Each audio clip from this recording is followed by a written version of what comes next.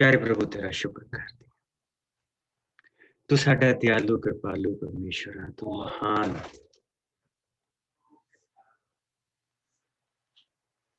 सचमुच प्रभु जी ਅਸੀਂ ਇਸ ਬੰਦੇ ਦੀ ਜ਼ਿੰਦਗੀ ਦੇ ਵਿੱਚ ਦੇਖ ਸਕਦੇ ਹਾਂ ਕਿ ਕਿਸ ਤਰ੍ਹਾਂ ਤੂੰ ਇਹਦੀ ਜ਼ਿੰਦਗੀ 'ਚ ਕੰਮ ਕਰ ਰਿਹਾ। ਅਬਰਾਮ ਨੇ ਪ੍ਰਭੂ ਜੀ ਤੂੰ ਉਸ ਨੂੰ ਆਵਾਜ਼ ਦਿੱਤੀ, ਤੂੰ ਉਸ ਨੂੰ ਵੱਖਰਾ ਕੀਤਾ, ਤੂੰ ਉਸ ਨੂੰ ਆਪਣੇ ਲਈ ਚੁਣਿਆ और प्रभु जी तेरे पीछे चलिया।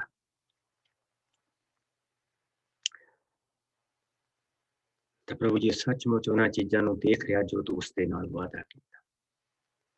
हर वादा प्रभु तेरा वो इंसान देख, इसे तरह तू सानू वखरे कीता, इसे तरह तू सानू साडे परिवारां चों कढ के लैके आया प्रभु जी।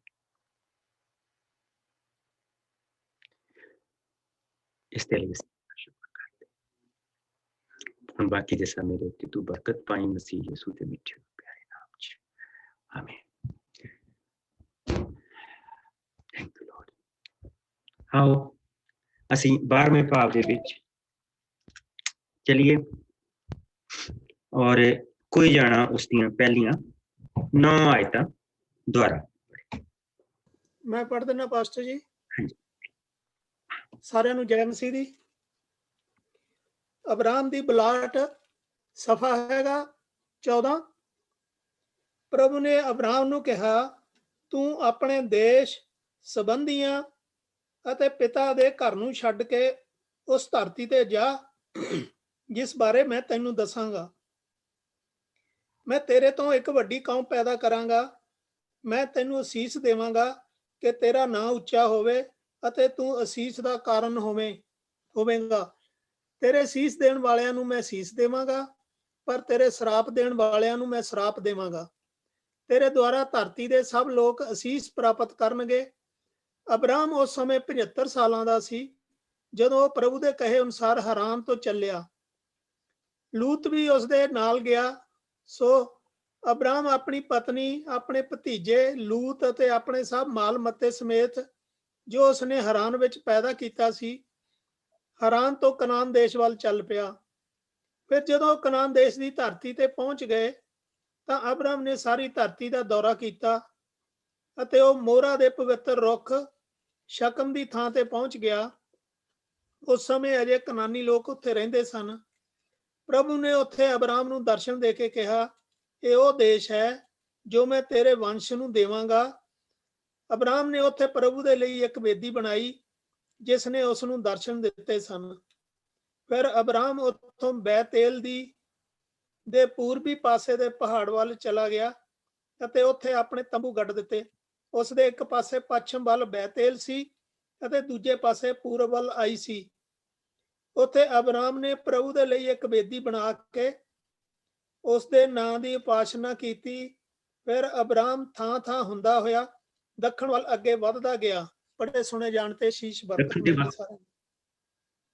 ਥੈਂਕ ਯੂ ਬ੍ਰਦਰ ਜੀ। ਔਰ ਪ੍ਰਭੂ ਦੇ ਵਚਨ ਦੇ ਵਿੱਚ ਅਸੀਂ ਇਸ ਦੀਆਂ ਜਿਹੜੀਆਂ ਪਹਿਲੀਆਂ 3 ਆਇਤਾਂ ਇਹਨਾਂ ਤੇ ਅਸੀਂ ਬਾਰ-ਬਾਰ ਆਵਾਂ, ਕਿਉਂਕਿ ਇਹ ਜਿਹੜਾ ਪ੍ਰੋਮਿਸ ਆ ਇਹ ਅਬਰਾਮ ਨੂੰ ਨਹੀਂ ਮਿਲਿਆ, ਇਹ ਉਸ ਸਮੇਂ ਅਬਰਾਮ ਨੂੰ ਮਿਲਿਆ, ਲੇਕਿਨ ਇਹ ਯਿਸੂ ਦੇ ਵਿੱਚ ਹਰ ਵਿਸ਼ਵਾਸੀ ਨੂੰ ਮਿਲਿਆ ਜਿਸ ਨੇ ਪ੍ਰਭੂ ਯਿਸੂ ਦੇ ਉੱਤੇ ਵਿਸ਼ਵਾਸ ਕੀਤਾ, ਉਸ ਨੂੰ ਇਹ ਪ੍ਰੋਮਿਸ ਮਿਲਿਆ। ਸੋ ਆਈ ਥਿੰਕ ਮੈਂ ਤੁਹਾਨੂੰ ਕੱਲ ਈਅਰ ਲਿਖਾਤਾ ਸੀ ਕਿ ਯਿਸੂ ਮਸੀਹ ਦੇ ਆਉਣ ਤੋਂ 1892 ਸਾਲ ਪਹਿਲਾਂ ਅਬਰਾਮ ਤੁਰਿਆ ਔਰ ਇਹ ਉਸਦੀ 2 ਸਾਲ ਦੀ ਯਾਤਰਾ ਸੀ ਕਿ ਉਹ ਥਾਂ ਥਾਂ ਤੇ ਟਿਕਦਾ ਹੋਇਆ, ਥਾਂ ਥਾਂ ਤੇ ਸਾਰੀਆਂ ਚੀਜ਼ਾਂ ਨੂੰ ਦੇਖਦਾ ਹੋਇਆ ਔਰ ਪ੍ਰਭੂ ਦਾ ਧੰਨਵਾਦ ਕਰਦਾ ਹੋਇਆ ਵੇਦੀਆਂ ਬਣਾਉਂਦਾ ਗਿਆ, ਬਲੀਆਂ ਦਿੰਦਾ ਗਿਆ, ਸ਼ੁਕਰਗੁਜ਼ਾਰੀ ਦੀਆਂ ਬਲੀਆਂ ਪ੍ਰਭੂ ਨੂੰ ਦਿੰਦਾ ਗਿਆ ਕਿ ਉਸਨੇ ਇਸ ਚੀਜ਼ ਦੇ ਉੱਤੇ ਪੂਰਾ ਭਰੋਸਾ ਆ ਉਹਦਾ ਕਿ ਜਿਸਨੇ ਕਿਹਾ ਉਹ ਕਰੇਗਾ, ਜਿਸਨੇ ਕਹਿਤਾ ਉਹ ਕਰਨ ਦੇ ਯੋਗ ਆ। ਸੋ ਉਹ ਉਹਨਾਂ ਸਾਰੀਆਂ ਚੀਜ਼ਾਂ ਦੇ ਵਿੱਚ ਦੀ ਜਾ ਰਿਹਾ, ਲੇਕਿਨ ਇੱਕ ਬੜੀ ਜਿਹੜੀ ਅਜੀਬ ਚੀਜ਼ ਇੱਥੇ ਹੋਈ ਆ, ਉਹ ਸਭ ਤੋਂ ਪਹਿਲਾਂ ਇੱਥੇ ਹੋਈ ਆ। ਇਸ ਤੋਂ ਪਹਿਲਾਂ ਸਿਰਫ ਉਸਨੇ ਪ੍ਰਭੂ ਦੀ ਆਵਾਜ਼ ਸੁਣੀ, लेकिन जिसले असीं 7वीं आयत दे विच आउंदे आ ते कहंदा प्रभु ने अब्राहम नूं दर्शन दे के किया। प्रभु ने अब्राहम नूं दर्शन दे के किया, ये ओ देश है जो मैं तेरे वंश नूं देवांगा। अब्राहम ने उत्थे प्रभु दे लई एक बेदी बनाई जिसने उसनूं दर्शन दिते सन। यानी कि इट्स क्लैरिफाइड कंप्लीटली, ये वर्स क्लियर हो गई। सो प्रभु ने जिस वेले उसने थां थां जांदे ने सारियां चीजां देखदा जांदा पिया ते ओदी यात्रा दे गब्बे प्रभु ने उसनूं दर्शन दिते और उसनूं दस्सिया कि ये जड़ियां चीजां तू जिन्नियां देखदा पिया, ये मैं सारियां तेरी संतान नूं और तेरे वंश नूं दे रहा, ये तेरे लिए। सो ਜਿਹੜੀਆਂ ਕਮੀਆਂ ਦੇ ਵਿੱਚੋਂ ਦੀ ਉਹ ਆ ਰਿਹਾ ਕਿ ਉਹ ਨਿਸੰਤਾਨ, ਉਸ ਦੀਆਂ ਚੀਜ਼ਾਂ ਨੂੰ ਸੰਭਾਲਣ ਵਾਲਾ ਕੋਈ ਨਹੀਂ। ਜਿਸ ਧਰਤੀ ਤੋਂ ਉਹ ਆ ਰਿਹਾ ਉਹ ਧਰਤੀ ਉਹਨਾਂ ਦੀ ਆਪਣੀ ਨਹੀਂ, ਉੱਥੇ ਉਹ ਬੇਸ਼ੱਕ ਕਿਰਾਏ ਤੇ ਰਹਿੰਦੇ, ਤੰਬੂਆਂ ਦੇ ਵਿੱਚ ਆਪਣੀ ਉਹ ਯਾਤਰਾ ਕਰਦੇ ਆ। ਜਿੱਦਾਂ ਜਿੱਦਾਂ ਹਰਿਆਲੀ ਵੱਧਦੀ, ਇੱਧਰ ਨੂੰ ਹਰਿਆਲੀ ਵੱਧਦੀ ਜਾਂਦੀ, ਉੱਧਰ ਨੂੰ ਭੇਡਾਂ ਲੈ ਕੇ ਤੁਰੇ ਰਹਿੰਦੇ। ਔਰ ਜਿਸ ਤਰ੍ਹਾਂ ਤੁਸੀਂ ਇਹ ਕਹਿ ਲਓ ਕਿ ਜਿੱਦਾਂ ਹਿੰਦੁਸਤਾਨ ਦੇ ਵਿੱਚ ਗੱਡੀਆਂ ਆਣੇ ਨਹੀਂ ਆਉਂਦੇ ਹੁੰਦੇ ਸੀ ਰਾਜਸਥਾਨ ਤੋਂ, ਉਹ ਆ ਕੇ ਬਲਦਾਂ ਦਾ ਵਪਾਰ ਕਰਦੇ ਹੁੰਦੇ ਸੀ, ਬਸ ਇਟਸ ਦ ਸੇਮ ਚੀਜ਼। ਔਰ ਪ੍ਰਭੂ ਨੇ ਉਹਨਾਂ ਦੇ ਵਿੱਚੋਂ ਇੱਕ ਬੰਦਾ ਚੁਣਿਆ, ਸ਼ੈਮ ਦੇ ਖਾਨਦਾਨ ਦੇ ਵਿੱਚੋਂ, ਔਰ ਸ਼ੈਤਾਨ ਦਾ ਸਾਰਾ ਧਿਆਨ ਇਸ ਵੇਲੇ ਲੱਗਾ ਆ ਜੋਬ ਦੇ ਉੱਤੇ। ਅਯੂਬ ਤੇ ਉਹਦਾ ਧਿਆਨ ਲੱਗਾ, और अयूब ने भी प्रभु दा हाथ घुट के फड़िया। सो वो आ रहा, ओदा नुकसान करदा पिया, फिर प्रभु दे कोल जा रहा, प्रभु उन्हें कह रहा कि अच्छा तू मेरा बंदा अयूब देखा, उसदे वर्गा धरती ते कोई, आखिर तू उसदे शरीर नूं एक बारी मैनूं छू लैण दे, फिर देखियो की करदा। और उस तो बाद उसने जाके प्रभु ने कहा कि अच्छा तू उसकी जान नहीं ले सकता। उसने जाके उन्हें सिर तो लैके पैरों तक गंदे थोड़ियां दे नाल भर दिता, ठीकरे दे नाल खुरकरिया विचों कीड़े निकलदे पए आ। और उसकी पत्नी उसनूं आके कह रही है कि देख कित्थे सड़ांध दे विच बैठा है, परमेश्वर दे नाम दी तू उसदे नाम नूं निंदा दे और तू मर जा। पर अयूब ने यह काम नहीं किया। हुण शैतान उहदे 3 मित्र लैके आ रहा जिन्हां ने उहनूं चंगी तरह भेजना। सो उहदा ध्यान उत्थे लगा है, मस्त। और प्रभु दूसरे पासे प्रभु जिहड़ा वो अपना काम वो इधर नूं कर रहा। और ईवन दो के ये सारे समय दे विच जिन्नी देर तक अब्राहम उठ के खड़ा नहीं हो गया, अपने विश्वास के विच बन नहीं गया, उन्नी देर तक वो कन्नी कन्नी खबर नहीं। कि सब तो पहले गड्डियां वाला चुनना उसने, फिर बकरियां वाला चुनना, निसंतान नूं चुनेगा। That was beyond him. और प्रभु ने 2 बारी उसनूं दर्शन दिते। सॉरी, एक बारी, सब तो पहली बारी प्रभु ने उसनूं दर्शन दिते और दर्शन दे के क्या कि ये जड़ी तू जिन्ना ये देश देख रहा है, कनान दा देश, कनान जिस दे बाबे नूह ने, दादे ने उसनूं श्राप दिता है कि तू गुलाम बन के रहेगा। इस वेले उस धरती का वो मालिक आ। और प्रभु शैम दे खानदान नूं दे विचों अब्राहम नूं वो धरती ब्लैसिंग दे विच दे रहा। सो दोने चीज़ां पूरीआं हो रही। जो बरकत नोहा ने दिती वो भी पूरी हो रही है, और जो बरकत प्रभु ने उसनूं देनी सी वो भी पूरी हो रही। सो इत्थे असीं ये देखदे पए हां कि ये जिहड़ा वचन असीं पढ़दे पए हां किद्दां ये प्रो होया है। सिद्धा प्रभु दा वचन किद्दां उसदे सच दी तार दे नाल प्रो होया है। एक एक शब्द मोतियां वर्गा, ਪਰ ਉਸਨੇ ਇੱਕ ਇੱਕ ਸ਼ਬਦ ਨੂੰ ਪਰੋਇਆ ਪਿਆ ਕਿ ਮੋਰਿਓਂ ਜਾ ਕੇ ਅਸੀਂ ਦੇਖਦੇ ਹਾਂ ਇਧਰਲੇ ਪਾਸੇ ਨੂੰ ਤਾਂ ਵੀ ਸੱਚ ਆ, ਇਧਰਲੇ ਪਾਸੇ ਨੂੰ ਉਹਨੂੰ ਜਾ ਕੇ ਦੇਖੀਏ ਤਾਂ ਵੀ ਸੱਚ ਆ। ਹੁਣ ਅਸੀਂ ਥੋੜਾ ਜਿਹਾ ਪਿੱਛੇ ਜਾਵਾਂਗੇ, ਯਹੂਨਾ ਦੇ ਵਿੱਚ ਜਾਵਾਂਗੇ, ਉੱਥੋਂ ਇੱਕ ਹਿੱਸਾ ਪੜਾਂਗੇ, ਉਹ ਇੱਥੇ ਲਿਖ ਲਓ ਪਹਿਲਾਂ ਉੱਥੇ ਜਾਣ ਤੋਂ। ਯਹੂਨਾ ਦਾ 8ਵਾਂ ਭਾਵ ਉਸਦੀ 48 ਤੋਂ ਲੈ ਕੇ 58 ਆਇਤ। 7ਵੀਂ ਆਇਤ ਦੇ ਸਾਹਮਣੇ ਕਿਸੇ ਵੀ ਜਗ੍ਹਾ ਤੇ ਲਿਖ ਲਓ, ਉਹ ਇੱਥੇ ਆਇਤ ਲੱਗਦੀ ਹੈ। ਪ੍ਰਭੂ ਯਿਸੂ ਨੇ ਜਿਸ ਲਈ ਇਹ ਚੀਜ਼ ਕਹੀ ਆ, ਉਸਨੇ ਇੱਥੋਂ ਦੇਖਦਿਆਂ ਹੋਇਆਂ ਉਹ ਚੀਜ਼ ਕਹੀ ਆ। ਸੋ ਆਓ ਅਸੀਂ ਇਸ ਨੂੰ ਪੜ੍ਹੀਏ, ਜਿਸ ਨੂੰ ਮਿਲ ਜਾਏ। ਮੈਂ ਪੜ੍ਹ ਦਿੰਦਾ ਜੀ। ਹਾਂਜੀ, ਪੰਨਾ 180 ਆ। ਅਬਰਾਮ ਤੋਂ ਪਹਿਲਾਂ ਮੈਂ ਹਾਂ। ਯਹੂਦੀਆਂ ਨੇ ਯਿਸੂ ਨੂੰ ਉੱਤਰ ਦਿੱਤਾ ਕਿ ਸਾਡਾ ਇਹ ਕਹਿਣਾ ਠੀਕ ਨਹੀਂ ਹੈ ਕਿ ਤੂੰ ਸਾਮਰੀ ਹੈ ਅਤੇ ਤੇਰੇ ਵਿੱਚ ਭੂਤ ਹੈ। ਯਿਸੂ ਨੇ ਉੱਤਰ ਦਿੱਤਾ, ਮੇਰੇ ਵਿੱਚ ਭੂਤ ਨਹੀਂ ਹੈ। ਮੈਂ ਆਪਣੇ ਪਿਤਾ ਦਾ ਆਦਰ ਕਰਦਾ ਹਾਂ, ਪਰ ਤੁਸੀਂ ਮੇਰਾ ਨਿਰਾਦਰ ਕਰਦੇ ਹੋ। ਮੈਂ ਆਪਣੀ ਵਡਿਆਈ ਨਹੀਂ ਚਾਹੁੰਦਾ ਹਾਂ, ਪਰ ਇੱਕ ਹੈ ਜੋ ਇਹ ਚਾਹੁੰਦਾ ਹੈ ਅਤੇ ਨਿਆਂ ਕਰਦਾ ਹੈ। ਮੈਂ ਤੁਹਾਨੂੰ ਸੱਚ ਸੱਚ ਕਹਿੰਦਾ ਹਾਂ, ਜੋ ਮੇਰੇ ਵਚਨਾਂ ਉੱਤੇ ਚੱਲਦਾ ਹੈ ਉਹ ਕਦੀ ਵੀ ਮੌਤ ਦਾ ਮੂੰਹ ਨਹੀਂ ਦੇਖੇਗਾ। ਇਸ ਉੱਤੇ ਯਹੂਦੀਆਂ ਨੇ ਯਿਸੂ ਨੂੰ ਕਿਹਾ, ਹੁਣ ਅਸੀਂ ਸੱਚੀ ਜਾਣ ਗਏ ਹਾਂ ਕਿ ਤੇਰੇ ਵਿੱਚ ਭੂਤ ਹੈ।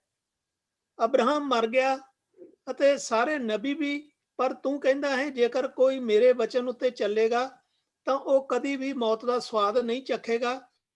ਕੀ ਤੂੰ ਸਾਡੇ ਮਰੇ ਪਿਤਾ ਅਬਰਾਹਮ ਨਾਲੋਂ ਵੱਡਾ ਹੈ? ਨਬੀ ਵੀ ਮਰ ਗਏ, ਤੂੰ ਆਪਣੇ ਆਪ ਨੂੰ ਕਿਹੜੀ ਗਿਣਤੀ ਵਿੱਚ ਗਿਣਦਾ ਹੈ? ਯਿਸੂ ਨੇ ਉੱਤਰ ਦਿੱਤਾ, ਜੇਕਰ ਮੈਂ ਆਪਣੀ ਵਡਿਆਈ ਆਪ ਕਰਾਂ ਤਾਂ ਮੇਰੀ ਵਡਿਆਈ ਕੁਝ ਵੀ ਨਹੀਂ। ਇਹ ਮੇਰਾ ਪਿਤਾ ਹੈ ਤੇ ਮੇਰੀ ਵਡਿਆਈ ਕਰਦਾ ਹੈ, ਜਿਸ ਨੂੰ ਤੁਸੀਂ ਆਪਣਾ ਪਰਮੇਸ਼ਰ ਕਹਿੰਦੇ ਹੋ, ਪਰ ਤੁਸੀਂ ਉਸ ਨੂੰ ਨਹੀਂ ਜਾਣਦੇ ਹੋ। ਮੈਂ ਉਸ ਨੂੰ ਜਾਣਦਾ ਹਾਂ। ਇਸ ਲਈ ਜੇਕਰ ਮੈਂ ਇਹ ਕਿਹਾ ਕਿ ਮੈਂ ਉਸ ਨੂੰ ਨਹੀਂ ਜਾਣਦਾ ਹਾਂ ਤਾਂ ਵੀ ਤੁਹਾਡੀ ਤਰ੍ਹਾਂ ਝੂਠਾ ਠਹਿਰਾਂਗਾ, ਪਰ ਮੈਂ ਉਸ ਨੂੰ ਜਾਣਦਾ ਹਾਂ ਅਤੇ ਉਸ ਦੇ ਵਚਨ ਅਨੁਸਾਰ ਚੱਲਦਾ ਹਾਂ। ਤੁਹਾਡਾ ਪਿਤਾ ਮੇਰੇ ਦਿਨ ਨੂੰ ਵੇਖ ਕੇ ਅਤਿਅੰਤ ਖੁਸ਼ ਹੋ ਉੱਠਿਆ। ਉਸਨੇ ਦੇਖਿਆ ਅਤੇ ਆਨੰਦ ਮਨਾਇਆ। ਯਹੂਦੀਆਂ ਨੇ ਯਿਸੂ ਨੂੰ ਕਿਹਾ, ਤੂੰ ਤਾਂ ਅਜੇ 50 ਸਾਲਾਂ ਦਾ ਵੀ ਨਹੀਂ ਹੋਇਆ, ਫਿਰ ਕੀ ਤੂੰ ਅਬਰਾਹਮ ਨੂੰ ਦੇਖਿਆ ਹੈ? ਯਿਸੂ ਨੇ ਉਸ ਨੂੰ ਕਿਹਾ, ਮੈਂ ਤੁਹਾਨੂੰ ਸੱਚ ਸੱਚ ਕਹਿੰਦਾ ਹਾਂ ਕਿ ਅਬਰਾਹਮ ਦੇ ਪੈਦਾ ਹੋਣ ਤੋਂ ਪਹਿਲਾਂ ਮੈਂ ਹਾਂ। ਇਸ ਉੱਤੇ ਲੋਕਾਂ ਨੇ ਯਿਸੂ ਨੂੰ ਮਾਰਨ ਵਾਸਤੇ ਪੱਥਰ ਚੁੱਕੇ, ਪਰ ਯਿਸੂ ਆਪਣੇ ਆਪ ਨੂੰ ਬਚਾਉਂਦੇ ਹੋਏ ਮੰਦਿਰ ਵਿੱਚੋਂ ਬਾਹਰ ਨਿਕਲ ਗਏ। ਆਮੀਨ। ਬਾਹਰ ਨਿਕਲ ਗਏ। ਸੋ ਇੱਥੇ ਜਿਹੜੀ ਬੇਸਿਕਲੀ ਚੀਜ਼ ਹੈ, ਪ੍ਰਭੂ ਯਿਸੂ ਮਸੀਹ ਜਿਹੜਾ ਹਿੱਸਾ ਅਸੀਂ ਪੜ੍ਹ ਕੇ ਹਟੇ ਆ, ਉਸ ਦੇ ਵੱਲ ਨੂੰ ਇਸ਼ਾਰਾ ਕਰਦੇ ਪਏ।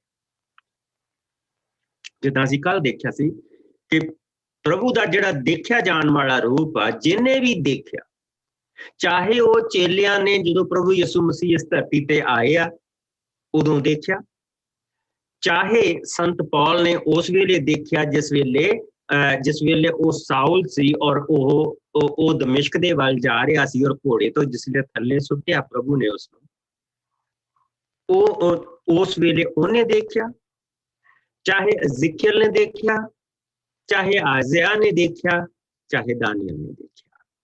ਪ੍ਰਭੂ ਦਾ ਦੇਖਿਆ ਜਾਣ ਵਾਲਾ ਰੂਪ ਆ ਜਿਹੜਾ, ਉਹ ਯਿਸੂ। ਸੋ ਇਸ ਕਰਕੇ ਪ੍ਰਭੂ ਯਿਸੂ ਮਸੀਹ ਨੇ ਇਹ ਚੀਜ਼ ਕਹੀ ਆ। ਸੋ ਅਸੀਂ ਇਹ ਦੇਖਿਆ ਕਿ ਉਹ ਕਹਿ ਸਕਦੇ ਸੀਗੇ ਕਿ ਤੁਹਾਡਾ ਜਿਹੜਾ ਪੁਰਖ ਹੈ, ਮੈਂ ਤੁਹਾਨੂੰ ਸੱਚ ਸੱਚ ਕਹਿੰਦਾ ਹਾਂ ਕਿ ਅਬਰਾਹਮ ਦੇ ਪੈਦਾ ਹੋਣ ਤੋਂ ਪਹਿਲਾਂ ਮੈਂ ਸੀ। ਪ੍ਰਭੂ ਨੇ ਇਸ ਤਰ੍ਹਾਂ ਨਹੀਂ ਕਿਹਾ। ਪ੍ਰਭੂ ਨੇ ਇਸ ਤਰ੍ਹਾਂ ਕਿਹਾ, ਉਸ ਦੇ ਪੈਦਾ ਹੋਣ ਤੋਂ ਪਹਿਲਾਂ ਮੈਂ ਹਾਂ, ਮੈਂ ਹਮੇਸ਼ਾ ਹਾਂ ਔਰ ਮੈਂ ਹਮੇਸ਼ਾ ਹੀ ਰਹਾਂਗਾ। ਜਿਸ ਤਰ੍ਹਾਂ ਮੈਂ ਅੱਜ ਮੈਂ ਹਾਂ, ਇਸੇ ਤਰ੍ਹਾਂ ਮੈਂ ਉਸ ਸਮੇਂ ਮੈਂ ਹਾਂ। ਔਰ ਜਿਸ ਵੇਲੇ मूसा ਨੂੰ ਦਰਸ਼ਨ ਦਿੱਤੇ ਪ੍ਰਭੂ ਨੇ, ਉਸਨੇ ਪੁੱਛਿਆ ਤੇਰਾ ਨਾਂ ਕੀ ਹੈ? ਉਸਨੇ ਕਿਹਾ ਮੈਂ ਹਾਂ ਜੋ ਮੈਂ ਹਾਂ। ਔਰ ਉੱਥੋਂ ਉਰਦੂ ਦਾ ਸ਼ਬਦ ਜਿਹੜਾ ਆਇਆ वो आया खुदा, जो खुद ही है। खुदा शब्द उथों निकलिया, मैं हाँ जो मैं हाँ। इस करके प्रभु ने ये चीज कही इत्थे कि ਉਹਦੇ पैदा होने तो पहला भी मैं हाँ। ठीक, सो इथों ਅਸੀਂ ਇਹ ਦੇਖਦੇ ਪਏ ਨਾ ਕਿ किस तरह प्रभु ने क्लैरिफिकेशन सानू दित्ती आ कि ਅਸੀਂ ਉਸੇ प्रभु ਨੂੰ ਉਤਪਤ ਚ ਦੇਖਦੇ ਪਏ ਹਾਂ ਔਰ ਅਸੀਂ ਉਸੇ प्रभु ਨੂੰ ਜਿਸ ਲਈ ਅਸੀਂ ਨਵੇਂ ਨਿਯਮ ਚ ਜਾਣਦੇ ਪਏ ਹਾਂ ਉੱਥੇ ਦੇਖਦੇ ਪਏ ਹਾਂ। ਠੀਕ ਆ, ਸੋ ਆਓ ਅਸੀਂ ਮੁੜ ਕੇ ਆਪਣੇ 12ਵੇਂ ਚੈਪਟਰ ਦੇ ਵਿੱਚ ਚਲੀਏ ਔਰ ਹੁਣ ਅਸੀਂ ਇਸ ਤੋਂ ਅੱਗੇ ਵਧਾਂਗੇ ਕਿਉਂਕਿ ਅਬਰਾਹਮ ਦੀ ਯਾਤਰਾ ਹੁਣ ਅੱਗੇ ਜਾ ਰਹੀ ਆ 10 ਆਇਤ ਤੋਂ ਲੈ ਕੇ ਔਰ 20 ਆਇਤ ਤੱਕ ਅਸੀਂ ਦੇਖਾਂਗੇ।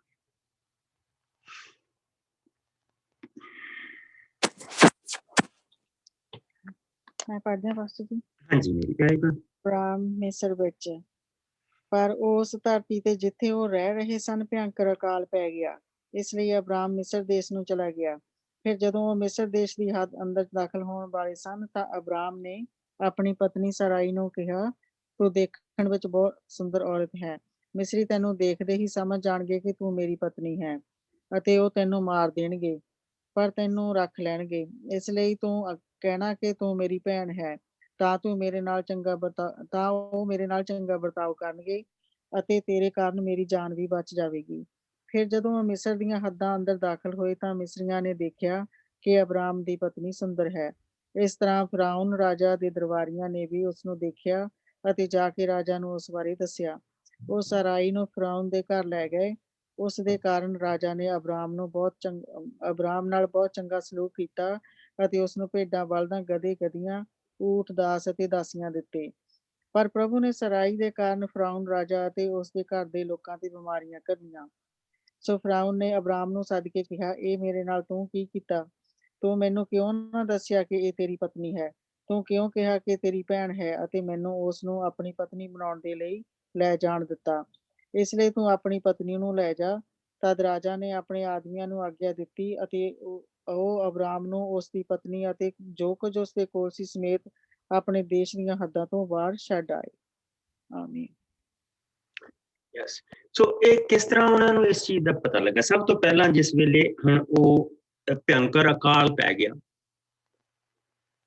ਔਰ ਪ੍ਰਭੂ ਨੇ, ਕਿਉਂਕਿ ਪ੍ਰਭੂ ਨੇ ਬਿਲਕੁਲ ਉਸੇ ਸਟੈਪਾਂ ਦੇ ਵਿੱਚ ਦੀ ਉਸ ਨੂੰ ਲੈ ਕੇ ਜਾਣਾ ਜਿੱਥੋਂ ਥਾਣੀ ਉਸਦੀ ਸੰਤਾਨ ਨੇ ਨਿਕਲਣਾ। ਇਹ ਉਸਨੇ ਇੱਕ ਬੜੀ ਛੋਟੀ ਜਿਹੀ ਚੀਜ਼ ਦੇਖਣੀ ਆ ਤਾਂ ਕਿ ਜਿਸ ਵੇਲੇ ਪ੍ਰਭੂ ਨੇ ਵੱਡੀ ਚੀਜ਼ ਕਰਨੀ ਆ ਉਸ ਦਾ ਉਹ ਯਕੀਨ ਕਰ ਸਕੇ। ਦੂਸਰਾ, ਜਿਸ ਵੇਲੇ ਪ੍ਰਭੂ ਨੇ ਕਿਹਾ ਸੀ ਕਿ ਤੈਨੂੰ ਅਸੀਸ ਦੇਣ ਵਾਲਿਆਂ ਨੂੰ ਮੈਂ ਅਸੀਸ ਦੇਵਾਂਗਾ, ਤੇਰੇ ਸਰਾਪ ਦੇਣ ਵਾਲਿਆਂ ਨੂੰ ਮੈਂ ਸਰਾਪ ਦੇਵਾਂਗਾ, ਮੈਂ ਤੇਰੇ ਨਾਲ, ਤੈਨੂੰ ਹੋਰ ਕਿਸੇ ਚੀਜ਼ ਦੀ ਲੋੜ ਨਹੀਂ। I am sufficient, ਮੈਂ ਕਾਫੀ ਹਾਂ ਤੇਰੇ। ਪ੍ਰਭੂ ਨੇ ਸਾਰੀਆਂ ਚੀਜ਼ਾਂ ਉਸ ਨੂੰ ਦਿਖਾਈਆਂ ਸੀ ਕਿ ਉਹਦੇ ਵਾਅਦੇ ਸੱਚੇ। ਅਸੀਂ ਵਾਪਸ ਇਸ ਜਗ੍ਹਾ ਤੇ ਆਵਾਂਗੇ ਜਿਸ ਵੇਲੇ ਅਸੀਂ ਅੱਗੇ ਹੋਵਾਂਗੇ, ਲੇਕਿਨ ਹੁਣ ਅਸੀਂ ਸਿਰਫ ਇਸ ਨੂੰ ਦੇਖਦੇ ਹਾਂ, ਇਸ ਕਹਾਣੀ ਨੂੰ ਦੇਖਦੇ ਹਾਂ, ਇਸ ਹਿੱਸੇ ਨੂੰ ਦੇਖਦੇ ਹਾਂ, ਇਸ ਉਸਦੀ ਅਬਰਾਹਮ ਦੀ ਆਪ ਬੀਤੀ ਨੂੰ ਦੇਖਦੇ ਹਾਂ। ਸੋ ਜਿਸ ਵੇਲੇ ਉਹ ਕਨਾਨ ਦੇ ਇਲਾਕੇ ਦੇ ਵਿੱਚ ਜਿੱਥੇ ਉਹ ਰਹਿ ਰਿਹਾ ਸੀ ਉੱਥੇ ਅਕਾਲ ਪੈ ਗਿਆ। ਔਰ ਅਕਾਲ ਬੇਸਿਕਲੀ ਕੀ ਆ, ਇਸ ਡੈਜ਼ਰਟ ਏਰੀਆ 4 ਮਹੀਨੇ ਮੀਂਹ ਨਹੀਂ ਪਿਆ ਤੇ ਪਾਣੀ ਸੁੱਕ ਜਾਂਦੇ ਸੀ, ਫਸਲ ਨਹੀਂ ਹੁੰਦੀ ਸੀ। ਸੋ ਹੁਣ ਉਹ 1890 ਦੇ ਵਿੱਚ ਮਸੀਹ ਦੇ ਆਉਣ ਤੋਂ ਪਹਿਲਾਂ, 10ਵੀਂ ਆਇਤ ਦੇ ਪਹਿਲਾਂ ਲਿਖ ਲਓ ਕਿ 1890 ਮਸੀਹ ਦੇ ਆਉਣ ਤੋਂ ਪਹਿਲਾਂ ਇਹ ਸਾਰੀਆਂ ਚੀਜ਼ਾਂ ਹੋ ਰਹੀਆਂ। ਔਰ ਅਮੇਜ਼ਿੰਗ ਚੀਜ਼ ਇਹ ਹੈ ਕਿ ਜਿਹੜੇ ਸਾਡੇ ਸਾਇੰਟਿਸਟ ਆ ਹੁਣ ਉਹ ਪਿੱਛੇ ਜਾ ਕੇ ਇਹਨਾਂ ਚੀਜ਼ਾਂ ਨੂੰ ਦੇਖ ਸਕਦੇ ਆ, ਕਿਉਂਕਿ ਉਹਨਾਂ ਨੂੰ ਟਰੀ ਦੀਆਂ ਕੋਰਾਂ ਤੋਂ ਪਤਾ ਲੱਗਣ ਲੱਗ ਪੈਂਦਾ ਕਿ ਕਿਹੜੇ ਸਾਲ ਮੀਂਹ ਪਿਆ ਤੇ ਕਿਹੜੇ ਸਾਲ ਮੀਂਹ ਨਹੀਂ ਪਿਆ, ਕਿੰਨੇ ਸਾਲ ਔੜ ਪਈ ਆ, ਕੀ ਹੋਇਆ, ਉਹ ਸਾਰੀਆਂ ਚੀਜ਼ਾਂ ਹੁਣੇ ਦੇਖ ਸਕਦੇ ਔਰ ਉਹ ਦੱਸਦੇ ਆ ਕਿ ਇਹ ਚੀਜ਼ਾਂ ਹੋਈਆਂ। ਸੋ ਲੇਕਿन मैं ਇੰਨੀ ਦੂਰ ਨਹੀਂ ਜਾਣਾ ਮੰਗਦਾ, ਜਿਸ ਲਈ ਅਸੀਂ ਜੋਸਫ ਦੇ ਬਾਰੇ ਦੇਖਾਂਗੇ, ਫਿਰ ਉਸ ਵੇਲੇ ਉਹਨਾਂ ਚੀਜ਼ਾਂ ਸਾਰੀਆਂ ਦੇਖਾਂਗੇ। ਔਰ ਇੱਥੇ ਉਹ ਕਹਿ ਰਿਹਾ ਕਿ ਜਿਸ ਵੇਲੇ ਅਬਰਾਮ ਮਿਸਰ ਦੇਸ਼ ਦੇ ਵਿੱਚ ਚਲਾ ਗਿਆ, ਜਿਸ ਵੇਲੇ ਉਹ ਹੱਦ ਦੇ ਅੰਦਰ ਦਾਖਲ ਹੋਇਆ, ਤੇ ਉਸਨੇ ਆਪਣੀ ਪਤਨੀ ਨੂੰ ਇਹ ਚੀਜ਼ ਕਹੀ ਆ ਕਿ ਤੂੰ ਦੇਖਣ ਦੇ ਵਿੱਚ ਸੁੰਦਰ, ਔਰ ਇਹ ਹੋ ਸਕਦਾ ਕਿ ਤੈਨੂੰ ਰਾਜੇ ਅੱਗੇ ਪੇਸ਼ ਕਰਨ ਦੇ ਲਈ ਮੈਨੂੰ ਔਰ ਸਾਡੇ ਸਾਰਿਆਂ ਨੂੰ ਕਤਲ ਕਰ ਦੇ। ਸੋ ਤੂੰ ਕਹੀਂ ਕਿ ਇਹ ਮੇਰਾ ਭਰਾ, which is half truth, not really truth, ਕਿਉਂਕਿ ਉਹਨਾਂ ਦੇ ਵਿਆਹ ਬੇਸਿਕਲੀ ਆਪਣੀ ਕਲੈਨ ਦੇ ਵਿੱਚ ਹੁੰਦੇ ਸੀਗੇ। So basically it's a half truth, ਅੱਧਾ ਸੱਚ ਹੈ ਪਰ ਸੰਪੂਰਨ ਸੱਚ। ਤਾਂ ਉਸਨੇ ਜਿਸ ਤਰ੍ਹਾਂ ਉਸਨੇ ਕਿਹਾ ਸੀ, ਉਸਨੇ ਉਸੇ ਤਰ੍ਹਾਂ ਕੀਤਾ। I mean, think about it. Abram ਇਸ ਵੇਲੇ 77 ਸਾਲ ਦਾ, ਸਰਾਈ ਇਸ ਵੇਲੇ 67 ਸਾਲ ਦੀ। ਕਿੰਨੀ ਸੁੰਦਰ ਔਰਤ ਹੋਏਗੀ ਉਹ 67 ਸਾਲ ਦੀ ਉਮਰ ਦੇ ਵਿੱਚ, ਕਿ ਜਿਸ ਦੇ ਨਾਲ ਰਾਜਾ ਨੇ ਸਿਰਫ ਉਹਦੇ ਨਾਲ ਨਹੀਂ, ਬਲਕਿ ਉਸਨੇ ਜਿਹੜੇ ਇਹ ਬੰਦੇ ਗਏ ਆ, ਸਾਰਾ ਗਏ ਆ, ਨੌਕਰ ਗਏ ਆ, ਲੂਤ ਦਾ ਖਾਨਦਾਨ ਨਾਲ ਗਿਆ, ਇਹ ਸਾਰੇ ਜਾਣੇ ਗਏ ਆ, ਇਹਨਾਂ ਦੇ ਨਾਲ ਵੀ ਉਸਨੇ ਭਲਾ ਸਲੂਕ ਕੀਤਾ। ਇਹਨਾਂ ਦੀਆਂ ਗਧੀਆਂ ਮਰ ਗਈਆਂ ਸੀ, ਗਧੇ ਮਰ ਗਏ ਸੀ, ਭੇਡਾਂ ਪਾਣੀ ਤੋਂ ਬਗੈਰ ਮਰ ਗਈਆਂ ਸੀਗੀਆਂ। ਐਵੇਂ ਥੋੜਾ ਬਹੁਤਾ ਲੈ ਕੇ ਮਸੀਂ ਬਚਦੇ ਬਚਾਉਂਦੇ ਉੱਥੇ ਪਹੁੰਚੇ ਸੀ। ਤਾਂ ਉਸਨੇ ਉਹਨਾਂ ਨੂੰ ਭੇਡਾਂ, ਬਲਦ, ਗਧੇ, ਗਧੀਆਂ, ਊਂਠ, ਦਾਸ ਤੇ ਦਾਸੀਆਂ ਦਿੱਤੇ।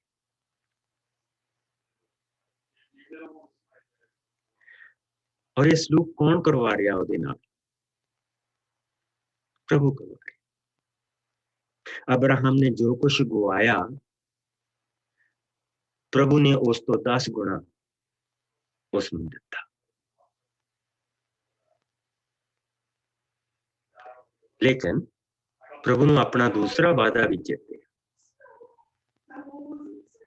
ਕਿ ਜੋ ਤੇਰੇ ਨਾਲ ਭੈੜਾ ਸਲੂਕ ਕਰੇਗਾ, ਉਸ ਦੇ ਨਾਲ ਭੈੜਾ ਸਲੂਕ ਮੈਂ ਕਰਾਂਗਾ। ਸੋ ਕੀ ਹੋ ਗਿਆ? ਪਰ ਪ੍ਰਭੂ ਨੇ ਸਰਾਈ ਦੇ ਘਰ ਫਿਰੌਨ ਰਾਜਾ ਅਤੇ ਉਸਦੇ ਘਰ ਦੇ ਲੋਕਾਂ ਤੇ ਬਿਮਾਰੀਆਂ ਫੈਲੀਆਂ, ਜਿੱਦਾਂ ਅਸੀਂ ਮੂਵੀ ਤੇ ਦੇਖਦੇ ਪਏ ਸੀ ਕਿ ਰਾਜਾ ਸੜਦਾ ਪਿਆ, ਉਸਨੂੰ ਪਾਣੀ ਦੇ ਵਿੱਚ ਕਦੀ ਵਿਛਾਉਂਦੇ ਪਏ ਆ, ਉਹ ਆਪਣੇ ਸਾਰਿਆਂ ਦੇਵਤਿਆਂ ਨੂੰ ਪੁਕਾਰਦਾ ਪਿਆ ਜਿਹੜਾ ਉਹਦੇ ਨਾਲ ਖੜਾ। ਸੋ ਜਿਹੜੀ ਉਹਦੇ ਹੱਥ ਦੇ ਵਿੱਚ ਜਿਹੜੀ ਚੀਜ਼ ਫੜੀ, ਉਹਨੂੰ ਐਂਖ ਕਹਿੰਦੇ ਆ, ਉਹ ਚਾਬੀ ਆ। ਉਹ ਇਹ ਕਹਿੰਦੇ ਕਿ ਇਹ ਪਰਮੇਸ਼ਰ ਦੀ ਚਾਬੀ ਹੈ ਜਿਹੜੀ ਸਾਨੂੰ ਉਸਨੇ ਦਿੱਤੀ। ਔਰ ਉਹ ਹਵਾ, ਅੱਗ, ਪਾਣੀ, ਮਿੱਟੀ, ਸਾਰੇ ਦੇਵੀ ਦੇਵਤਿਆਂ ਨੂੰ ਉਹ ਸੱਦਦਾ ਪਿਆ। ਔਰ ਆਖਰ ਦੇ ਵਿੱਚ ਉਹ ਕਹਿੰਦਾ ਪਿਆ, ਉਸਨੂੰ ਇੱਕ ਚੀਜ਼ ਕਹਿ ਰਿਹਾ ਕਿ ਇਹ ਸਾਡੇ ਦੇਵਤਿਆਂ ਚੋਂ ਕੋਈ ਦੇਵਤਾ ਨਹੀਂ, ਇਹ ਕੋਈ ਹੋਰ ਪਰਮੇਸ਼ਵਰ। ਸੋ ਉਹਨਾਂ ਦੀਆਂ ਦੇਵਤਿਆਂ ਦੀ ਬਿਲਕੁਲ ਨਹੀਂ ਚੱਲੀ। ਔਰ ਇੱਥੇ ਅਸੀਂ ਇਸ ਚੀਜ਼ ਨੂੰ ਛੋਟੇ ਰੂਪ ਦੇ ਵਿੱਚ ਦੇਖਦੇ ਪਏ ਹਾਂ। ਕੂਚ ਦੀ ਪੁਸਤਕ ਦੇ ਵਿੱਚ ਅਸੀਂ ਉਸ ਵੱਡੇ ਰੂਪ ਚ ਦੇਖਣਾ, ਕਿਉਂਕਿ ਪਰਮੇਸ਼ਵਰ ਜੋ ਵੀ ਕੰਮ ਕਰਦਾ, ਉਹ ਪਹਿਲਾਂ ਸਾਨੂੰ ਉਸਨੂੰ ਇੱਕ ਬੜੇ ਛੋਟੇ ਜਿਹੇ ਰੂਪ ਦੇ ਵਿੱਚ ਦਿਖਾਉਂਦਾ ਹੈ, ਬੜੇ ਛੋਟੇ ਜਿਹੇ ਰੂਪ ਚ ਦਿਖਾਉਂਦਾ। ਸੋ ਜਿਸ ਵੇਲੇ ਉਸਨੇ ਅਬਰਾਹਮ ਨੂੰ ਗਾਂ ਜਾ ਕੇ, ਜਿਸ ਲਈ ਉਹਨੇ ਅਬਰਾਹਮ ਦੇ ਨਾਲ ਪ੍ਰੋਪਰ ਨੇਮ ਬੰਨਣਾ ਹੈ, ਹਾਲੇ ਨੇਮ ਬੰਨਿਆ ਨਹੀਂ ਉਸਦੇ ਨਾਲ, ਹਾਲੇ ਜਿੰਨਾ ਕੁ ਨੇਮ ਆ ਉਹ ਜਿਹੜਾ ਨੇਮ ਆ ਉਹ ਸਾਰੇ ਅਬਰਾਹਮ ਦੇ ਨਾਲ ਤੇ ਸਾਰੀ ਮਾਨਵ ਜਾਤੀ ਦੇ ਨਾਲ, ਤੇ ਤੇਰੇ ਰਾਹੀਂ ਮੈਂ ਸਾਰੀ ਮਾਨਵ ਜਾਤੀ ਦੇ ਨਾਲ ਕੀ ਕਰੂੰਗਾ। ਸੋ ਜਿਸ ਵੇਲੇ ਲੋਕ ਕਹਿੰਦੇ ਆ ਕਿ ਇਹ ਪ੍ਰਭੂ ਨੇ ਤਾਂ ਸਿਰਫ ਇਬਰਾਨੀ ਲੋਕਾਂ ਦੇ ਲਈ ਕੀਤਾ, that is 100% wrong। ਇਹ ਇੱਕ ਐਸਾ ਕੰਮ ਸੀ, ਕਿਉਂਕਿ ਪ੍ਰਭੂ ਨੇ ਸਾਨੂੰ ਮਸ਼ੀਨਾਂ ਨਹੀਂ ਬਣਾਇਆ, ਅਸੀਂ ਮਸ਼ੀਨਾਂ ਨਹੀਂ ਗਏ ਉਹਦੀਆਂ, ਸਾਨੂੰ ਉਸਨੇ ਪੂਰੀ ਖੁੱਲ੍ਹ ਦਿੱਤੀ ਆ, ਅਸੀਂ ਆਪਣੇ ਲਈ ਚੂਜ਼ ਕਰ ਸਕਦੇ। उसने चॉइस दी। और देखो अगर वो सवाल बड़े उठते जी, अगर वो उत्थे दरख्त ना लाउंदा भले ते बुरे दा, तो फिर की हो जाता? देखो प्रभु को बहुत सारिया चॉइसिस सी। सब तो पहली ਉਹਦੀ चॉइस ਇਹ ਸੀ ਕਿ ਉਹ ਧਰਤੀ ਨੂੰ ਬਣਾਉਂਦਾ ਹੀ ਨਹੀਂ। ਉਹ ਜਿੱਦਾਂ ਪਾਕਿਸਤਾਨੀ ਕਹਿੰਦੇ ਨਾ ਫੱਡਾ ਹੀ ਮੁੱਕ ਜਾਂਦਾ, ਪਰ ਪ੍ਰਭੂ ਨੇ ਉਹ ਵੀ ਨਹੀਂ ਕੀਤਾ। ਦੂਸਰਾ ਉਹ ਇਹ ਕਰਦਾ ਕਿ ਅਸੀਂ ਸਿਰਫ ਤੇ ਸਿਰਫ ਸਾਨੂੰ ਇਸ ਤਰ੍ਹਾਂ ਸਾਡੇ ਬ੍ਰੇਨ ਨੂੰ ਬਣਾ ਦਿੰਦਾ ਕਿ ਅਸੀਂ ਸਿਰਫ ਸਹੀ ਚੋਇਸ ਕਰਦੇ, ਪਰ ਉਹਦੇ ਵਿੱਚ ਪਿਆਰ ਦੀ ਜ਼ਰੂਰਤ ਹੀ ਕੋਈ ਨਹੀਂ। ਫਿਰ ਕੀ ਜ਼ਰੂਰਤ ਹੈ ਉਹਦੇ ਵਿੱਚ ਪਿਆਰ ਦੀ? ਹੈਗੀ ਕੁਛ? ਐਬਸੋਲੂਟਲੀ ਨਾਟ। ਪਿਆਰ ਤਾਂ ਉਸ ਲਈ ਜਾਗਦਾ ਜਿਸ ਲਈ ਸਾਡਾ ਕੋਈ ਬੱਚਾ ਬੁਰਾ ਕੰਮ ਕਰਦਾ, ਔਰ ਜਿਸ ਲਈ ਉਹਨੂੰ ਸਾਂਭਣ ਦੇ ਲਈ ਅਸੀਂ ਦੌੜਦੇ ਹਾਂ ਆਲੇ ਦੁਆਲੇ, ਉਹ ਹੁੰਦਾ ਪਿਆਰ। ਔਰ ਤੀਸਰੀ ਚੋਇਸ ਇਹ ਸੀ ਕਿ ਜੋ ਅਸੀਂ ਅੱਜ ਦੇਖਦੇ ਪਏ ਹਾਂ ਇਹ ਇਸ ਤਰ੍ਹਾਂ ਬਣਦਾ, ਇਸ ਦੇ ਵਿੱਚ ਪਿਆਰ ਦੀ ਕੀਮਤ ਆ, ਇਸ ਦੇ ਵਿੱਚ ਸਾਡੀ ਚੋਇਸ ਦੀ ਕੀਮਤ ਆ। ਜਿਸ ਲਈ ਅਸੀਂ ਪ੍ਰਭੂ ਨੂੰ ਚੁਣਦੇ ਹਾਂ ਉਹਦੀ ਕੋਈ ਕੀਮਤ ਆ।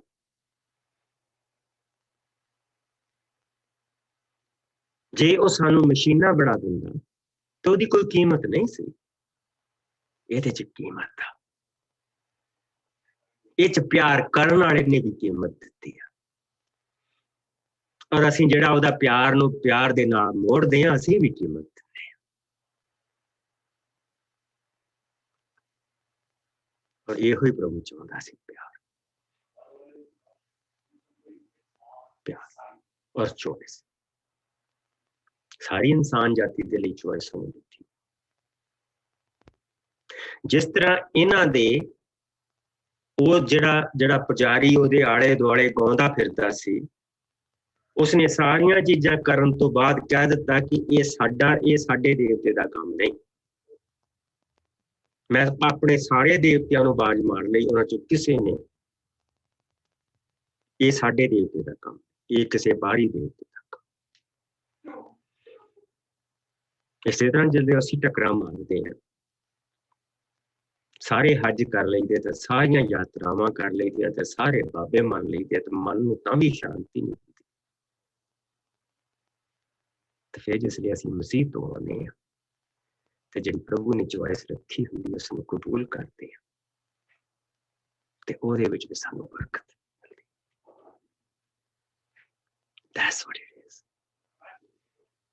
ਅਬਰਾਹਮ ਬਿਲਕੁਲ ਉਹੀ ਚੀਜ਼ ਕਰ ਰਿਹਾ, ਇਸ ਲਈ ਉਹਦਾ ਨਾਮ ਅਬਰਾਹਮ। ਔਰ ਉਸਨੂੰ ਬਲਦ, ਗਧੇ, ਊਂਠ, ਅਬਰਾਹਮ ਨੇ ਕਦੇ ਊਂਠ ਸੁਪਨੇ ਚ ਦੇਖਿਆ ਹੋਏਗਾ, ਉਸਨੂੰ ਊਂਠ ਮਿਲਦੇ ਪਏ, ਦਾਸ ਤੇ ਦਾਸੀਆਂ ਦਿੱਤੇ। ਪਰ ਜਦ ਸਰਾਈ ਦੇ ਕਾਰਨ ਫਿਰੌਨ ਰਾਜਾ ਦੇ ਘਰ ਦੇ ਲੋਕਾਂ ਦੇ ਉੱਤੇ ਬਿਮਾਰੀਆਂ ਘੱਲੀਆਂ, ਸੋ ਫਿਰੌਨ ਨੇ ਅਬਰਾਹਮ ਨੂੰ ਸੱਦ ਕੇ ਕਿਹਾ, ਇਹ ਮੇਰੇ ਨਾਲ ਤੂੰ ਕੀ ਕੀਤਾ? ਇਹ ਮੇਰੇ ਨਾਲ ਤੂੰ ਕਿਉਂ ਕੀ ਕੀਤਾ? ਤੂੰ ਮੈਨੂੰ ਕਿਉਂ ਨਾ ਦੱਸਿਆ ਕਿ ਇਹ ਤੇਰੀ ਪਤਨੀ ਹੈ? ਤੂੰ ਕਿਹਾ ਕਿ ਉਹ ਤੇਰੀ ਭੈਣ ਹੈ। ਮੈਨੂੰ ਉਸਨੂੰ ਆਪਣੀ ਪਤਨੀ ਬਣਾਉਣ ਦੇ ਲਈ ਲੈ ਜਾਣ ਦਿੱਤਾ, ਇਸ ਲਈ ਤੂੰ ਹੁਣ ਆਪਣੀ ਪਤਨੀ ਨੂੰ ਲੈ ਜਾ।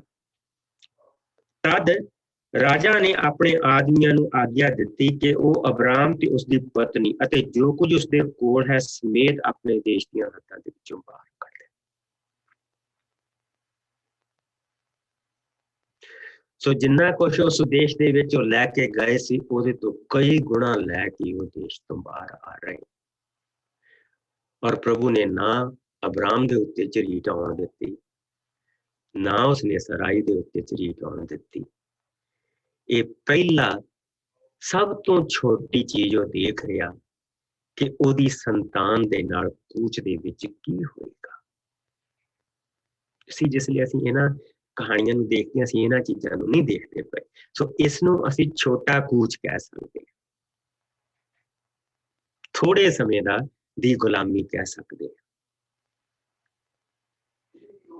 ਔਰ ਥੋੜੇ ਸਮੇਂ ਦੇ ਵਿੱਚ ਪ੍ਰਭੂ ਨੇ ਉਸਨੂੰ ਉਹ ਕਰਕੇ ਦਿਖਾਇਆ।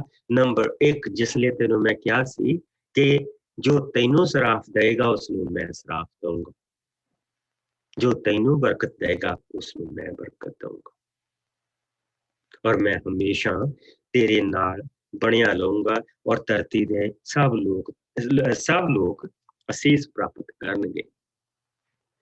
ਫਿਰੌਨ ਨੂੰ ਵੀ ਪਤਾ ਲੱਗ ਗਿਆ ਕਿ ਕੋਈ ਪਰਮੇਸ਼ਵਰ ਹੈ, ਉਸਨੂੰ ਵੀ ਪਤਾ ਲੱਗ ਗਿਆ ਕਿ ਉਹ ਪਰਮੇਸ਼ਵਰ ਨਹੀਂ, ਕੋਈ ਹੈ। ਅਸੀਂ ਇਸ ਪਰਮੇਸ਼ਵਰ ਦੇ ਕੋਲ ਆਏ ਹਾਂ, ਔਰ ਇਹੋ ਹੀ ਵਾਅਦਾ ਲੈ ਕੇ ਆਏ ਹਾਂ। ਆਹੀ ਵਾਅਦਾ ਸਾਨੂੰ ਮਿਲਿਆ ਹੈ। ਸਾਰੀ ਉਮਰ ਜਿਹੜਾ ਅਸੀਂ ਪ੍ਰਭੂ ਦੇ ਪਿੱਛੇ ਚੱਲ ਰਹੇ ਹਾਂ, ਇਹ ਪਹਿਲੀਆਂ 12ਵੇਂ ਭਾਗ ਦੀਆਂ ਪਹਿਲੀਆਂ 3 ਆਇਤਾਂ ਨੂੰ ਲੈ ਕੇ ਚੱਲ ਰਹੇ। ਕਿਉਂ? ਮੇਰੇ ਨਾਲ ਲੂਕਾ ਦੇ ਵਿੱਚ ਆ ਜਾਓ, ਉਸਦਾ 3 ਭਾਗ। ਥੋੜੀਆਂ ਜਿਹੀਆਂ ਆਇਤਾਂ ਅਸੀਂ ਪੜਾਂਗੇ, ਫਿਰ ਅੱਜ ਦਾ ਦਿਨ ਅਸੀਂ ਪੂਰਾ ਕਰਾਂਗੇ। ਲੂਕਾ ਦਾ 3 ਭਾਗ, ਲੂਕਾ ਦਾ 3 ਭਾਗ 104, ਔਰ ਉਸਨੂੰ ਤੁਸੀਂ ਇੱਥੇ ਜਿਹੜਾ ਹੈਗਾ ਆ ਜਿੱਥੇ ਮਰਜੀ ਲਿਖ ਲਓ, ਇਹ ਇਹਦੇ ਨਾਲ ਕਨੈਕਟ ਹੁੰਦਾ। ਲੂਕਾ ਦਾ 3 ਭਾਗ 104 ਪੰਨਾ ਨਵੇਂ ਨਿਯਮ ਦਾ।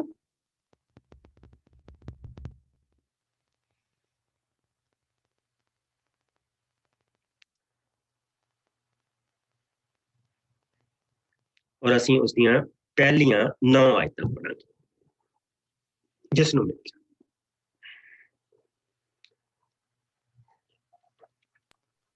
मैं पढ़ दें पास्टर जी? जी हाँ जी। यूहन्ना बपतिस्मा देण वाले दा उपदेश। सम्राट तबेरियुस दे राजकाल दा 15वां वरा सी। उस समय पंतियुस पिलातुस यहूदा दा राजपाल सी। हेरोदेस गलील दे इलाके दा शासक अते उस दा भरा फिलिप्पस अतूरिया अते तरखोनतीस इलाकिਆਂ ਦਾ शासक सी। लुसानियस अबलेने ਦਾ शासक ਸੀ। हन्ना ਤੇ ਕਾਇਫਾ ਮਹਾਪੁਰੋਹਿਤ ਸਨ। ਇਸ ਸਮੇਂ ਹੀ ਪਰਮੇਸ਼ਰ ਦਾ ਬਚਨ ਜ਼ਕਰਿਆ ਦੇ ਪੁੱਤਰ ਯਹੂਨਾ ਨੂੰ ਮਿਲਿਆ, ਜੋ ਸੁੰਨਸਾਨ ਥਾਂ ਵਿੱਚ ਰਹਿੰਦਾ ਸੀ।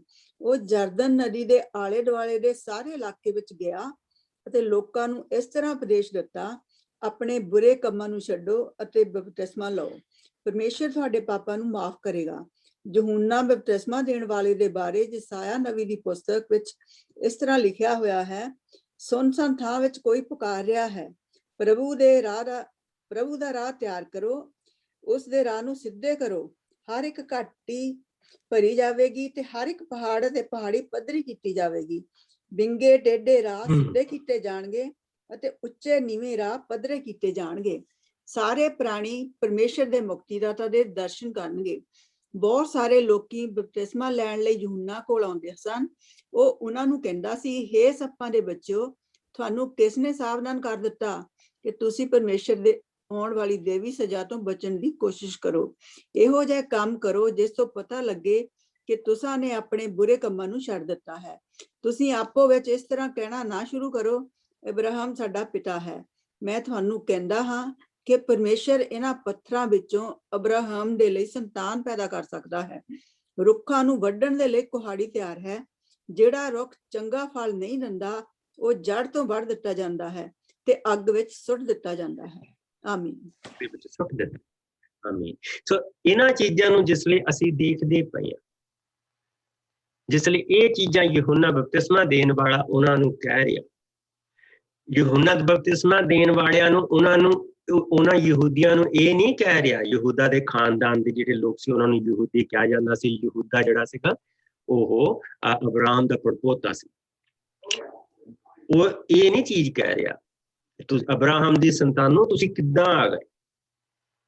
ਉਹ ਕਹਿ ਰਿਹਾ ਸੱਪਾਂ ਦੇ ਬੱਚਿਓ, ਤੁਹਾਨੂੰ ਕਿਹਨੇ ਕਹਿ ਦਿੱਤਾ ਕਿ ਤੁਸੀਂ ਪਰਮੇਸ਼ਰ ਦੇ ਵੱਲ ਮੁੜੋ। ਇੱਥੋਂ ਸਾਨੂੰ ਇਹ ਪਤਾ ਲੱਗਦਾ ਕਿ ਇਹਨਾਂ ਦੇ ਕੋਲ ਸਿਰਫ ਇੱਕ ਮਾਣ ਸੀ ਕਿ ਇਹਨਾਂ ਦੇ ਘਰ ਯਿਸੂ ਮਸੀਹ ਨੇ ਪੈਦਾ ਹੋਣਾ ਸੀ। लेकिन यसु मसीह संसार दे विच आए और सारे संसार दे लई आया और सारे आदम ते नोहा दी संतान दे लई आए। वो कल्ले यहूदियां दे लई नहीं आए। और उसने कहा कि प्रभु जे चाहे तो इन्हां पत्थरां दे विचों किहदे वल इशारा करदा पिया? बट्टियां वल नहीं, क्योंकि ਜਿਹੜੇ ਬੰਦੇ ਲੋਕ ਬੁੱਤ ਪ੍ਰਸਤੀ ਕਰਦੇ ਸੀਗੇ ਉਹ ਯਹੂਦੀ ਉਹਨਾਂ ਨੂੰ ਪੱਥਰ ਕਹਿੰਦੇ ਸੀ। ਕਿਉਂ ਕਹਿੰਦੇ ਸੀ? ਸਾਮ 115 ਇੱਥੇ ਲਿਖ ਲਓ, ਸਾਮ 115 ਤੁਸੀਂ ਆਪ ਪੜ੍ਹਿਓ। ਉਹ ਕਹਿੰਦੇ ਤੁਹਾਡੇ ਕੋਲ ਮੂਰਤੀਆਂ ਤਾਂ ਹੈ ਪਰ ਉਹ ਗੂੰਗੀਆਂ, ਨਾ ਉਹ ਬੋਲ ਸਕਦੀਆਂ, ਨਾ ਉਹ ਦੇਖ ਸਕਦੀਆਂ, ਨਾ ਉਹ ਸੁੰਘ ਸਕਦੀਆਂ, ਨਾ ਉਹ ਤੁਰ ਸਕਦੀਆਂ। ਉਹਨਾਂ ਦੇ ਬਣਾਉਣ ਵਾਲੇ ਤੇ ਉਹਨਾਂ ਦੇ ਮੰਨਣ ਵਾਲੇ ਵੀ ਉਹਨਾਂ ਦੇ ਵਰਗੇ ਹਨ। ਔਰ ਯਹੂਦੀ ਉਸ ਉਹਨਾਂ ਆਇਤਾਂ ਨੂੰ ਲੈ ਕੇ ਇਹ ਕਹਿੰਦੇ ਸੀਗੇ ਕਿਉਂਕਿ ਇਹ ਪੱਥਰਾਂ ਦੀ ਪੂਜਾ ਕਰਦੇ ਆ ਤੇ ਇਹ ਵੀ ਪੱਥਰ। ਸੋ ਉਹ ਬਿਲਕੁਲ ਉਹਨਾਂ ਦੀ ਦੁੱਖ ਦੀ ਰਗ ਦੇ ਉੱਤੇ ਹੱਥ ਰੱਖਦਾ ਪਿਆ ਕਿ ਜੇ ਪ੍ਰਭੂ ਚਾਹੇ ਤਾਂ ਇਹਨਾਂ ਪੱਥਰਾਂ ਦੇ ਵਿੱਚੋਂ ਅਬਰਾਹਮ ਦੇ ਲਈ ਸੰਤਾਨ ਪੈਦਾ ਕਰ ਸਕਦਾ। ਤੁਸੀਂ ਇਹਨਾਂ ਨੂੰ ਪੱਥਰ ਕਹਿੰਦੇ, ਇਹਨਾਂ ਲੋਕਾਂ ਨੂੰ? ਇਹਨਾਂ ਦੇ ਵਿੱਚੋਂ ਪ੍ਰਭੂ ਅਬਰਾਹਮ ਦੇ ਲਈ ਸੰਤਾਨ ਪੈਦਾ ਕਰ ਸਕਦਾ ਔਰ ਉਹਨੇ ਕੀਤੀ। ਕਿਉਂਕਿ ਇਹ ਸਾਰੇ ਕੰਮ ਤਾਂ ਅਸੀਂ ਕਰਦੇ ਆਂ। ਇਹ ਪੱਥਰਾਂ ਦੇ ਵਿੱਚੋਂ ਉਸਨੇ ਅਬਰਾਹਮ ਦੇ ਲਈ ਸੰਤਾਨ ਪੈਦਾ ਕੀਤੀ ਔਰ ਇਹ ਬਰਕਤ ਆ। ਔਰ ਇਸ ਕਰਕੇ ਅਬਰਾਹਮ ਦੀ ਜਿਹੜੀ ਅਸੀਂ ਬਰਕਤ ਪੜ੍ਹ ਕੇ ਹਟੇ ਹਾਂ ਉਹ ਸਾਡੇ ਨਾਲ ਪ੍ਰਭੂ ਦਾ ਸ਼ੁਕਰ ਹੋ ਸਾਡੇ ਨਾਲ। ਧਰਤੀ ਤੇ ਹੀ ਨਹੀਂ, स्वर्ग ਦੇ ਵਿੱਚ ਸਾਡੇ।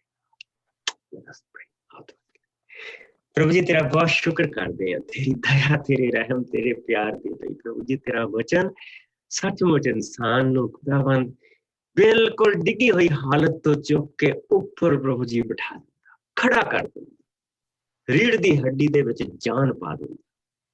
ਇਸ ਦੇ ਲਈ ਅਸੀਂ ਤੇਰਾ ਸ਼ੁਕਰ ਕਰਦੇ।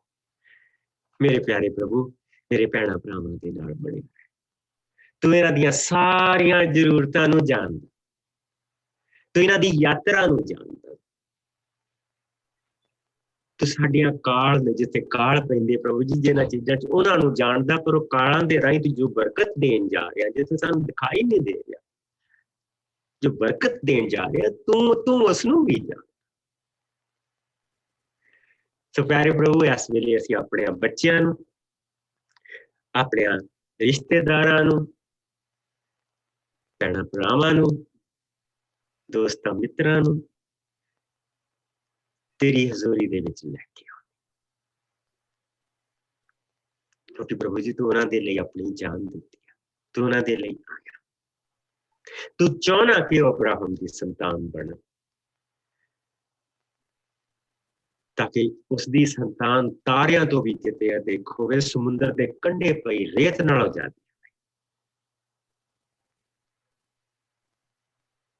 ਤੇਰਾ ਸ਼ੁਕਰ ਹੈ ਪ੍ਰਭੂ ਜੀ, ਤੂੰ ਆਪਣੇ ਮਹਾਨ ਤਰੀਕਿਆਂ ਦੇ ਨਾਲ ਕਰ ਰਿਹਾ। ਤੂੰ ਸਾਨੂੰ ਚੁਣਿਆ, ਸਾਨੂੰ ਬੁੱਧ ਦਿੱਤੀ, ਵਚਨ ਦਿੱਤਾ, ਬਲ ਦਿੱਤਾ ਕਿ ਅਸੀਂ ਇਸ ਵਚਨ ਨੂੰ ਅੱਗੇ ਲੈ ਕੇ ਜਾਈਏ। ਤੂੰ ਮੇਰੇ ਭੈਣਾਂ ਭਰਾਵਾਂ ਨੂੰ ਫਲਦਾਰ ਕਰ, ਇਹਨਾਂ ਦੇ ਨਾਲ ਹੁਣ ਤੋਂ ਲੈ ਕੇ ਜਦ ਤੱਕ ਅਸੀਂ ਮਿਲੀਏ ਪ੍ਰਭੂ ਜੀ, ਸਾਡੇ ਅੱਗੇ, ਸਾਡੇ ਪਿੱਛੇ, ਸੱਜੇ ਖੱਬੇ, ਉੱਪਰ, ਸਾਡੇ ਅੰਦਰ ਤੇਰੀ ਦਇਆ, ਤੇਰਾ ਰਹਿਮ, ਤੇਰਾ ਪਿਆਰ ਬਣਿਆ ਰਹੇ। ਪਰ ਤੇਰੀ ਨਜ਼ਦੀਕੀ ਸਾਨੂੰ ਪ੍ਰਭੂ ਜੀ, ਸਾਨੂੰ ਅੰਦਰੋਂ ਬਾਹਰੋਂ ਧੋਂਦੀ ਰਹੇ, ਸਾਡੇ ਹੱਥਾਂ ਨੂੰ ਧੋਏ, ਸਾਡੀ ਰੂਹ ਨੂੰ ਧੋਏ, ਸਾਡੇ ਮਨ ਨੂੰ ਧੋਏ ਔਰ ਤਾਕਤ ਦੇ। Yes, Lord, ਤਾਕਤ ਦੇ, ਤਾਕਿ ਅਸੀਂ ਤੇਰੇ ਵਿੱਚ ਅੱਗੇ ਮਸੀਹ ਯਿਸੂ ਦੇ ਮਿੱਠੇ ਔਰ ਪਿਆਰੇ ਨਾਮ 'ਚ ਸਭ ਕੁਝ ਮੰਗਦੇ ਔਰ ਸਾਰੇ ਭੈਣ ਭਰਾ ਕਹਿਣ ਆਮੀਨ। Bless you. ਕੱਲ ਨੂੰ ਸੇਮ ਟਾਈਮ ਮਿਲਾਂਗੇ ਔਰ ਅਸੀਂ ਅਬਰਾਹਮ ਦੀ ਯਾਤਰਾ ਦੇ ਨਾਲ ਯਾਤਰਾ ਕਰਦੇ ਰਹਾਂਗੇ। ਪ੍ਰਭੂ ਧੰਨਵਾਦ।